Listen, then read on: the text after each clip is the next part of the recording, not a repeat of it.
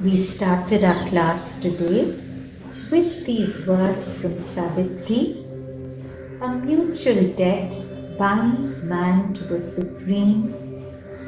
His nature we must put on as he put ours. We are sons of God and must be even as he. His human portion we must grow divine. Our life is a paradox with God for key.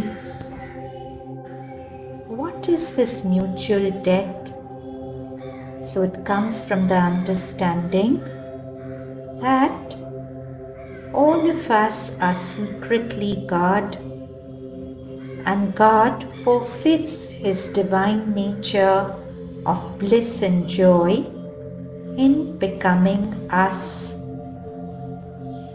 And that is his loan to us.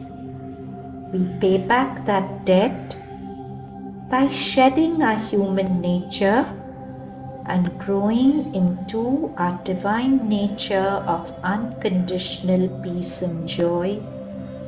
The question is, how do we grow into this divine nature? There are two ways, the path of Gyan and the path of Bhakti, which widens into works and will. The path of Gyan is to really observe the arising of yourself in the moment. You arise as fluctuating mind states, which fluctuates so quickly that there's an illusion of continuity, the continuity of a person that you think you are. But those fluctuating mind states arise on a substrate awareness which is stable, eternal, unconditionally peaceful. And if we really watch our thoughts and emotions rather than identifying with them, if we shift our identity to this background, witnessing peace rather than the agitation of thoughts, then we start living in that consciousness behind the Purusha, the witness. And over a period of time, this Purusha can withdraw assent from some movements of nature, Prakriti, and they dissolve. And so Prakriti can be transformed. The human, defective Prakriti moves towards the perfection of the divine Prakriti, which is the whole game of this Leela.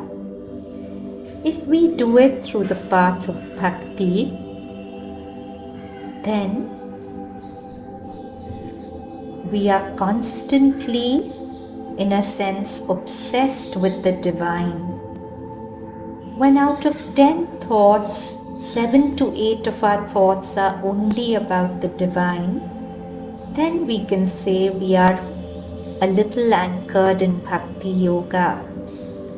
When that actually happens, naturally my sense of I becomes very thin. Because when my sense of I is strong, I'm constantly absorbed in self-regard, self-look. How did I appear? What will I get? What will happen to me in the future? What did I do in the past? And there's no place for the divine in our consciousness. But the more we forget about ourselves and put divine at the center of our thinking and feeling, then the sense of I naturally diminishes.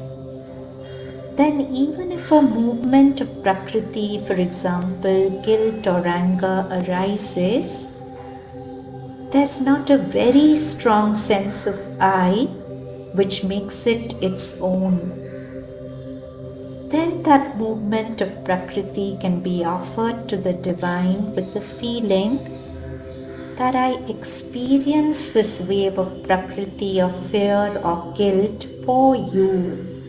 so that you can transform it in me and so universally. Any transformation of the piece is a transformation of the whole. So there's a difference in saying, I offer this movement of thought or feeling in me. That is different from saying, I experience this for you. Do with it what you like, but I'm not going to make it mine anymore. If it's pleasant, if I make it mine, I'll start feeling good. If it's unpleasant, I'll start shrinking. But whether good or bad, it's yours. Aapka aapko arpan. And when I give it with this thought, neither do I get attached to the good, nor am I averse to the bad.